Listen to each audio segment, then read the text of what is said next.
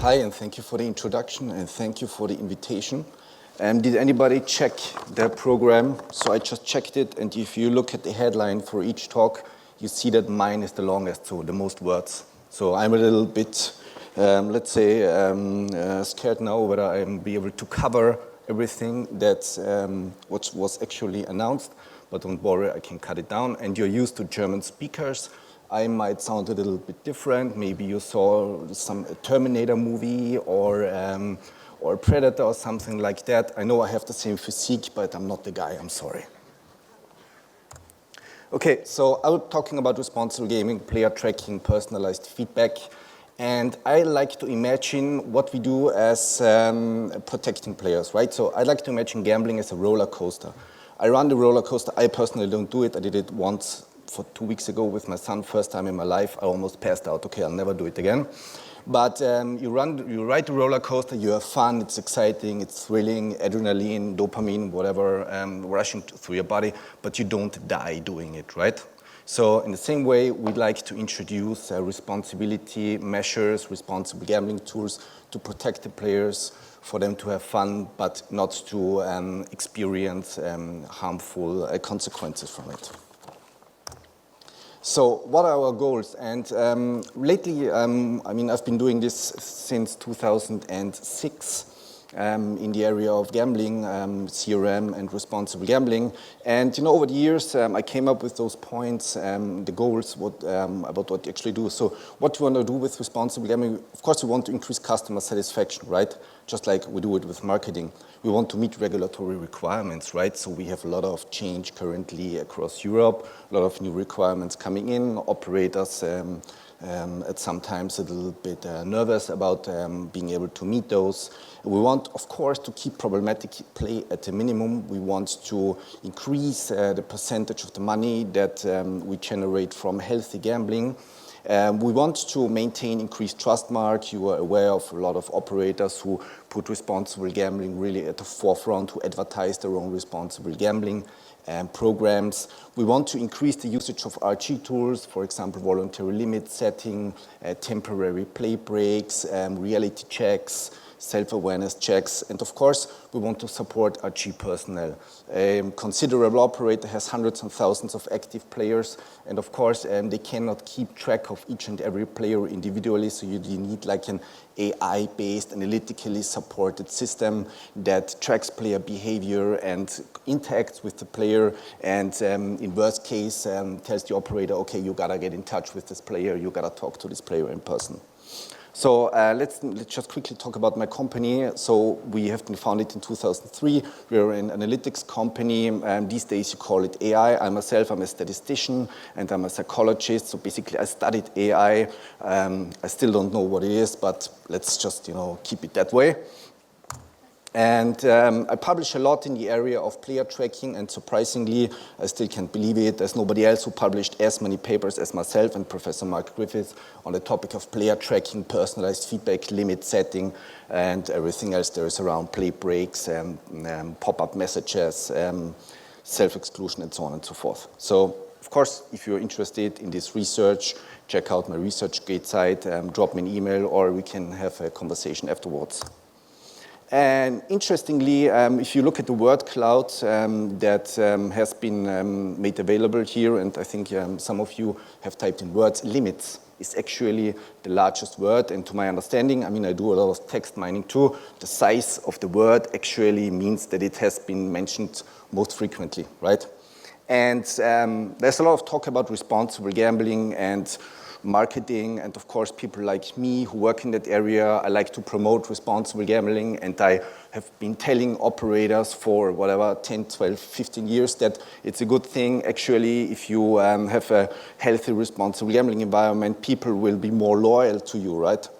And lately, like a couple of, in the April 2019, we managed to publish the first study that looked at the correlation, and I'm saying correlation as a researcher, I can't, make any causal, of course,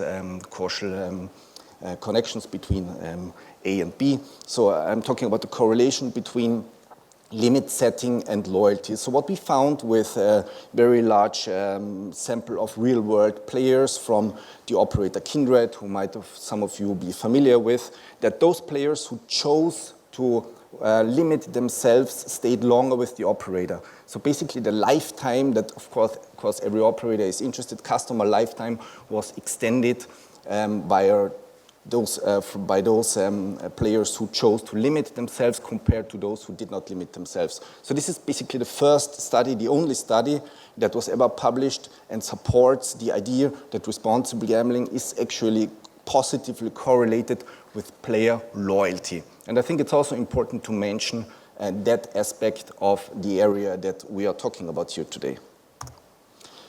So why do we need actually player tracking and why do we need feedback? I mean, you know, there are lots of apps out there that ask you, okay, how much do you think you gambled, and you can monitor your own behavior or drinking or whatever, or shopping or Amazon or Facebook. But when you really compare people's subjective assessment with the actual expenditure, then not surprisingly, what do you see? People underestimate their losses and they overestimate their wins. Right?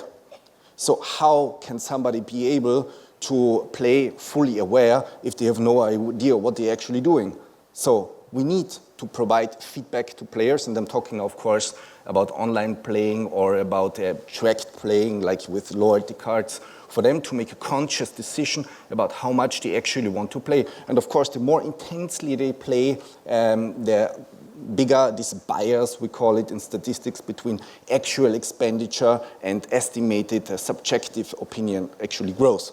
So that's a study that we did. There's 2 studies out there that have looked into that. Of course, we do it with real-world players, otherwise you can't compare it. And then there are, of course, psychological models how you should communicate with somebody. This is something which is called the parallel process model. So if I'm track player behavior online and I want to communicate with players, give them information about their own gambling behavior, maybe let them know that they have, increased their deposits or do something else which looks sort of a little bit indicative of a problematic play, then I need to follow certain psychological concepts how I talk to you, right? So, I mean, just imagine, if you have a child and you scream at them or whatever, and you don't, take into account whatever they're and don't communicate positively, what will they do? They will react with opposition, right? So they will do the exact opposite. So this is like the so-called parallel process model. It means that you should address self-efficacy, so the belief in one's capabilities to achieve a goal or an outcome, and something which is called responsive efficacy. So if I tell a player, look, we've observed that lately your deposits have increased, there is the possibility to choose a limit on your deposits, which should be as high as the amount of money that you are willing to spend for gambling a month, then that's something that a player is capable of doing, right? It's a realistic goal that somebody can try to achieve, and this is called response efficacy. And of course, one size doesn't fit all, right? I mean, that's like in marketing. I mean, we know Google, Facebook, Amazon, what they do is they target everybody personalized based on their past behavior, on maybe even their psychological traits. So when we communicate with players, we have to do it in a very personalized way. We have to take into account, how often do they play, when do they play. We have to take into account how they handle the money. So do they play like big stakes and short sessions, or small stakes and longer sessions? So we have to take into account individual playing patterns. So we have to individualize the personalization towards the player in order to be most effective. And I could, have this conversation here about marketing. I'm having it about responsible gaming, but also basically the same goals and the same methods that you are applying. So we developed a software that I was asked quickly to introduce here, because I think it gives you an idea what it's specifically doing. So, and of course, you have to have a closed loop process, right? So on the one hand, you have data, you measure the data, you derive information. So you look into failed deposits. So basically, people try to deposit, but they didn't manage. You look into how many different payment types are they using. Are they adding new credit cards, new bank accounts all the time? Do they never withdraw any money? Basically, they play, they win, and they gamble it all away. So basically, you have data, and then you extract information from the data, and then you might interact with players. I will show you an example on next slides. and then you monitor is the behavior changing, and then basically it's a closed loop process. So it's not something which is directed only towards the player, but you check how does the player react, what do they change their behavior, and you go back and you adapt your process. Just to give you an idea, I mean, is anybody doing this? Yes, lots of companies are doing that, and those are all basically the sites that have a system that we developed online, and they all do everything that basically I'm about to tell you right now. So on the one hand, so for example, what we then decided to do when we saw that players basically are badly able to assess their own behavior, so we added like a self-assessment module. So what players can do is they can assess basically online on the site when they have logged on. They assess how much do they play, they press the button and they get feedback, and they can do that whenever they want.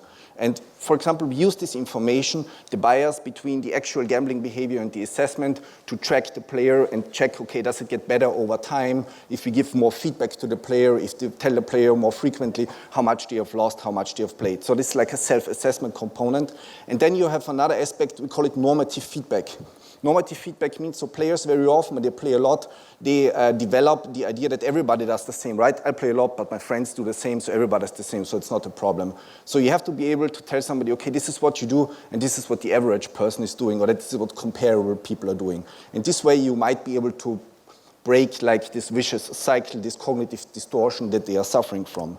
And this is like a psychological theory, one of my favorite psychological theories. This is called cognitive dissonance. And cognitive dissonance means when you're in a situation, when your beliefs are not in line with your behavior. Let's say you're smoking, but you actually don't want it, right? So you're fighting, you're battling it. And then at some point of time, you might tilt over to the side where you really manage to stop smoking. You go through something, we call it stages of change. And then you think about, okay, the positives, the negatives. Ultimately, you come up with strategies and you manage to stop doing it. So with feedback, with normative feedback, you try to initiate cognitive dissonance among those players who really basically play more than they actually want to do. And statistically, what you do is, when you look at the data, we call it outlier detection. So basically, you check, okay, are there some patterns? Are there some, clusters of players, of behaviors, which really look strange compared to, the overall behavior? So for example, if you had a player, and let's say this is the distribution of your players' playing time across the hours of the day. So basically, I see almost 40% of the playing time he spends between 6 and 9 in the evening, right? So he might play a little bit, during the other hours of the day, but most of the time this player is online between 6 and 9 in the evening, so after work, basically. So when this behavior, for example, switches, let's say, towards midnight to 3 a.m., then this could be theoretically, a suspicious change in behavior. Let's say if it even goes in line with higher deposits, with chasing loss income, something like that. So and then you might, get in touch with the player and just let the player know, okay, we have observed that you're increasingly playing during the night, and so on and so forth. So you try to figure out normal behavior over time. If things change, then you basically get an alert and the system gets in touch with the player with a personalized communication. And it's an example, I think that's like a Swedish-English mix. So this is like a feedback that players get like on one of the sites that we are working with. So the player gets information, okay, currently, is your risk minimal? Is it, a high risk, low risk, your playing behavior? And then we split it up to money spent, total time spent, and responsible gambling tool usage. Responsible gambling tool usage means basically we check, is this person interacting with the RG tools? Do they have limits? Do they have reasonable limits? Do they check do they have their reality check activated? Do they look at their summary statements? And so on and so forth.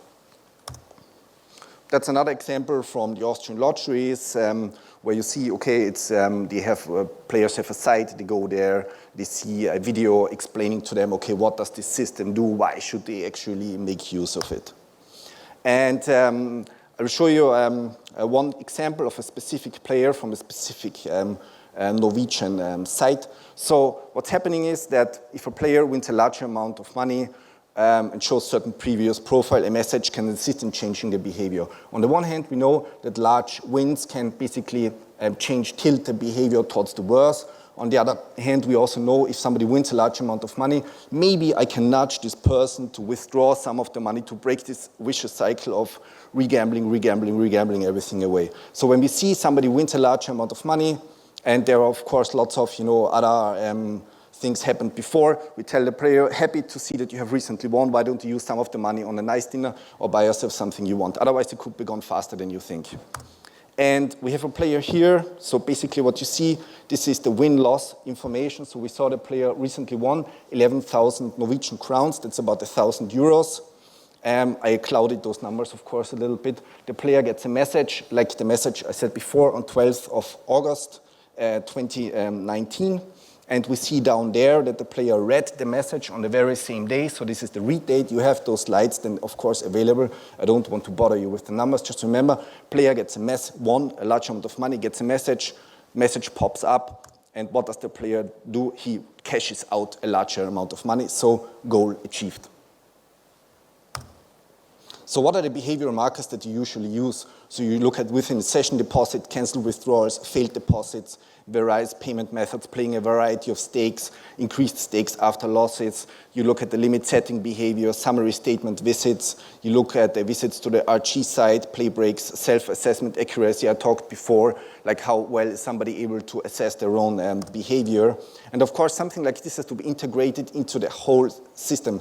It's not useful if you have a tracking but nothing is happening with it. So basically it has to be available to customer care, it has to be available to the CRM system. You have to, most operators of course exclude like high risk players from all active CRM messages like advertising of new games, bonuses and so on and so forth.